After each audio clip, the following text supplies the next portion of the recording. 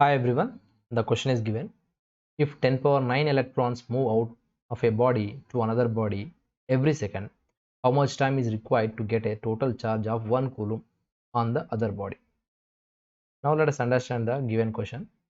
Now this is one body, body 1, and this is the body 2. Now how many electrons are moving per second? 10 power 9 electrons are moving per second. Then what you need to find out? You need to find out the time required to get a total charge. How much charge? 1 coulomb of charge, okay, on the another side of the body. Then what is the time?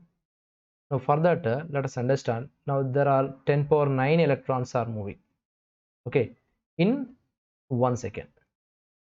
Then what is the 1 electron takes the time?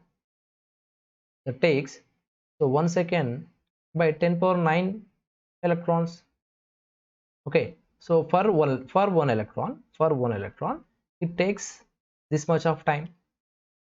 Okay, I think you understood this. 10 power 9 electrons requires 1 second to transfer. Therefore, one electron takes 1 by 10 power 9 seconds. Now finally what you need to get? You need to charge the 1 coulomb. Then we know already what is 1 coulomb. 1 coulomb is nothing but a 6.242 into 10 power 18 electrons. Okay, 18 electrons. Then for 2.248 into 10 power 18 electrons, then what will be the time required? Just multiply that. 6.242 into 10 power 18 into 1 by 10 power 9 seconds. That's it. This is your required time. Okay, so if I simplify this, what you will get? Okay, 6.242 into 10 power 9 seconds. Suppose if you want to write in years, then what I'm doing here, 6.242 into 10 power 9 by 60 seconds by 60 minutes in 1 day means 24 hours, and also 365 days means per year the days are 365 days. So totally what you will get here finally the answer will come 198 approximately years.